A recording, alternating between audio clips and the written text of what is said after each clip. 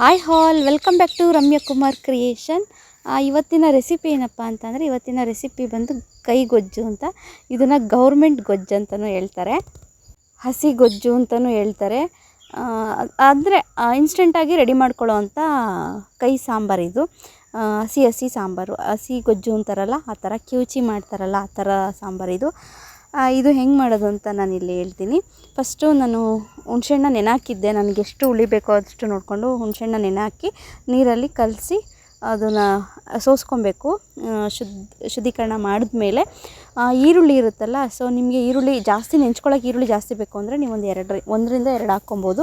ಜಾಸ್ತಿ ಬೇಡ, 3ರಿಂದ 4 ಹಾಕ್ಕೊಬೇಡಿ. ಜಾಸ್ತಿ ಸಾಂಬಾರು ಬೇಕು ಅಂದರೆ ನೀವು ಅದರಲ್ಲಿ 3ರಿಂದ 4, 5 ಈ ಥರ ಈರುಳ್ಳಿನ ಬಳಸ್ಕೊಬೋದು. ಹಾಗೆ 1.5 ಗೆಡ್ಡೆ ನಾನು ಬೆಳ್ಳುಳ್ಳಿನ ಚೆನ್ನಾಗಿ ಜಜ್ಜಿಟ್ಕೊಂಡಿದ್ದೆ. ಹಾಗೆ ಸಣ್ಣಗೆ ಕೊತ್ತಂಬರಿನ ಹಚ್ಚಿಟ್ಕೊಂಡಿದ್ದೆ. ಇವಾಗ ಅದನ್ನು ಶೋಧಿಸ್ಕೊಂಡು ಅದನ್ನಿಲ್ಲಿ ಖಾರಕ್ಕೆ ಖಾರ ಪುಡಿ ಹಾಕ್ತಾಯಿದ್ದೀನಿ. ಬೇಡ ಅಂತ ಅಂದರೆ ನೀವು ಹಸಿ ಮೆಣಸಿನ್ಕಾಯಿನ ಚೆನ್ನಾಗಿ ಜಜ್ಜಿ ಕೂಡ ಹಾಕ್ಬೋದು, ಅಥವಾ ಹಂಗೆ ಕೈಯಲ್ಲೇ ಕಿವುಚ್ತಾರೆ.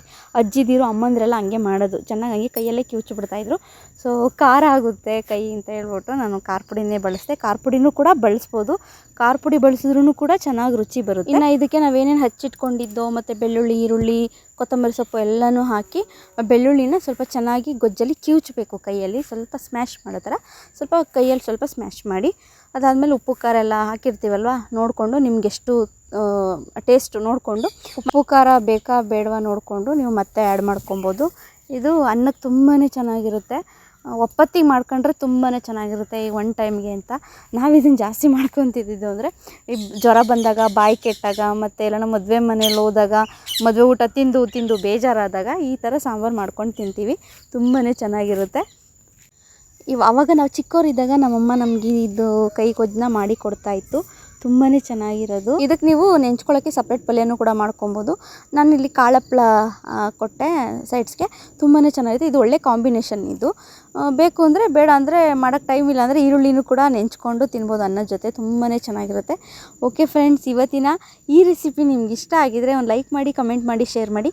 ಹಾಗೆ ಯಾರ್ಯಾರೆಲ್ಲ ನನ್ನ ಚಾನಲ್ಗೆ ಇನ್ನೂ ಸಬ್ಸ್ಕ್ರೈಬ್ ಆಗಿಲ್ಲ, ಪ್ಲೀಸ್ ಎಲ್ಲರೂ ಬೇಗ ಹೋಗಿ ಸಬ್ಸ್ಕ್ರೈಬ್ ಆಗಿ. ಹಂಗೆ ಒಂದ್ಸರಿ ಈ ಗೌರ್ಮೆಂಟ್ ಗೊಜ್ಜನ್ನ ಒಂದ್ಸರಿ ನೀವು ಮನೆಯಲ್ಲಿ ಟ್ರೈ ಮಾಡಿ. ಹೆಸರು ಚೆನ್ನಾಗಿದೆ ಅಲ್ವಾ, ಗೌರ್ಮೆಂಟ್ ಗೊಜ್ಜು ಅಂತ. ಎಲ್ಲರೂ ಒಂದೊಂದು ಹೆಸರಲ್ಲಿ ಕರೀತಾರೆ. ನಾವು ಜಾಸ್ತಿ ಹಸಿ ಗೊಜ್ಜು, ಕೈ ಗೊಜ್ಜು ಅಂತ ಕರಿತೀವಿ. Okay friends, thank you for watching.